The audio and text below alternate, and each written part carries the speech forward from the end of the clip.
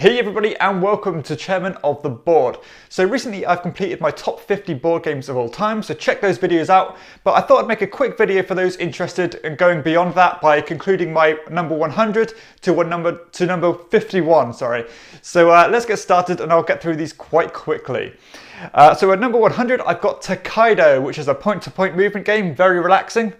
Number 99, I have Baron Park, which is a kind of a Tetris style game where you're building your own little bear park. At number 98, I have Mysterium, which is a very gorgeously produced cooperative game where one person's a ghost trying to give clues to the others. Number 97, another cooperative game with Magic Maze, a very fun real-time game. Number 96, I have Tsuro, an ultra simple game where you're trying to stay on the board for as long as you can. Number 95, I have Jamaica, a pirate-themed racing game. At number 94, I have Secret Hitler, which is a pretty solid social deduction game that's really grown on me the more I play it. At number 93, I have Telestrations, which is a super fun party game where you're trying to draw and guess what other people are drawing too. At number 92, I have Marrakesh, which is a pretty simple rolling a dice game, trying to land on certain places and not land on other people's rugs. At number 91, I have Not Alone, which is kind of a hidden movement style game. At number 90, I have Bang the Dice Game, a very social, fun game in a Yahtzee style manner.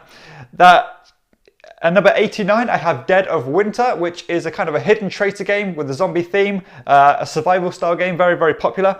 At number 88, I have Port Royale, which is a push your luck pirate game. At number 87, I have One Night Ultimate Werewolf, which is a pretty simple social deduction game again, very fast, very fun. At number 86, I have Raptor, which is an asymmetric kind of abstract style game. One person's a dinosaur, one person's scientist, and you've got to just fulfill your own objectives. At number 85 is Captain Sonar, which is a real-time cooperative game. Fallen quite a bit for me this year, but still a solid game. At number 84, I have Operation Faust, which is a pretty hidden, well, a very undiscovered game with a lot of bluffing, and it's a good fun game. Number 83, I have Doomtown, which is a cowboy-themed kind of dueling style game, very thematic and very clever. At number 82, I have Medina, which is an abstract style game, very fun. At number 81, I have Dashu, which is a paper, rock, scissors style game with a Japanese theme. Very simple, but good fun, this one as well. At number 80, I have Shadows over Camelot, which is a cooperative game with a hidden traitor mechanic. Kind of the first game that really implemented this style of game, and very thematic too, but maybe getting a bit dated now. That's Shadows over Camelot. At number 79, I have Letters to Whitechapel. This is a very, very cool hidden movement game. One person's Jack the Ripper, the other are police officers trying to find where Jack the Ripper is. Gorgeous production on that one too. At number 78, I have Jaipur, which is a very popular two-player kind of trading style game, really good fun. At number 77, I have Burgle Bros, which is a heist style game in a cooperative format where you're trying to navigate these different layers of this building, trying to crack safes and get away with it. At number 76, I have Masquerade, which is a nice social game. At number 75, I have Seven Wonders, ever popular drafting game there. Loads of trying to build little sets and stuff. At number 74, I have Star Wars Rebellion. Would be much higher if you're a bigger fan of Star Wars, but I do like the game, but Star Wars isn't quite my thing. At number 73, I have Marvel Versus System. This is a cool kind of Magic the Gathering style game where you're trying to fight each other with different superheroes. Number 72, I have Fantasy Realms, which is a cool kind of set collection style game that takes a lot longer to actually score than it does to play, but very interesting, the card synergies in this one. At number 71, I have Pyramids, which is a game where you're trying to build your own pyramid, obelisk, and like a tomb, trying to get as many points as you can by drafting these certain cards. At number 70, I have The Bloody Inn, which is a really cool theme of a game where you're trying to be as efficient as you can by killing these different occupants of a hotel and burying them before the police find you and stuff like that. Really cool theme, that one. Number 69 is Codenames. I don't need to explain that one at all. Number 68 is 13 Clues, a very simple Cluedo-style deduction game, but without the rolling and movement. At number 67 is Escape the Curse of the Temple, which is another real-time game where you're frantically travelling through this temple trying to escape with your friends. At number 66, I have Stone Age, which is a classic worker placement game. Very nice game, that one. Number 65, I have Tyrants of the Underdark, which is a deck building and area control style game. So a nice mix of mechanics there, and it works really well.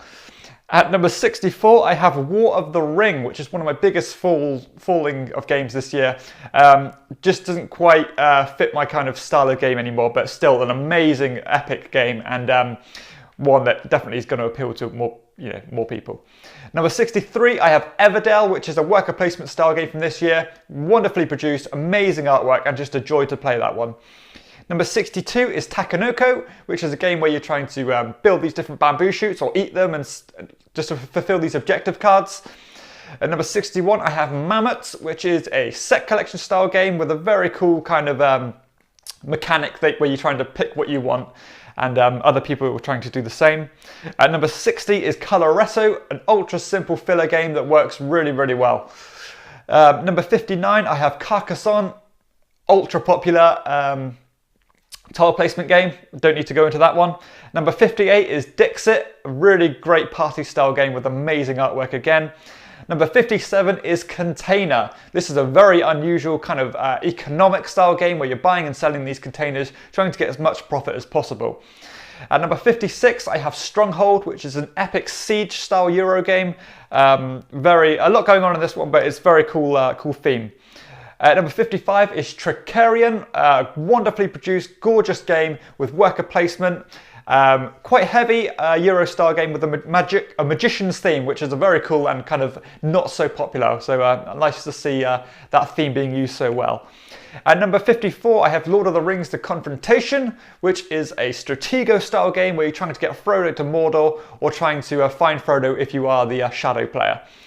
At number 53, I have The Mind, which is a super fun cooperative game where you're trying to play cards in chronological order, but without communicating with your teammates.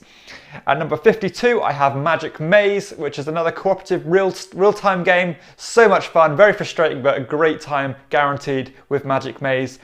And finally, at 51, I have Photosynthesis, which is a really great abstract style game where you're building, planting these seeds, watching your trees go and collecting points. So apologies if I went through those quite quickly, but we'd be here all day if I didn't. So I hope you've enjoyed my number 100 to number 100 to number 51 of my greatest games of all time. If you have enjoyed the video, please hit like and subscribe, and check out my other videos too. For everyone else, I'll see you next time on Chairman of the Board. Bye.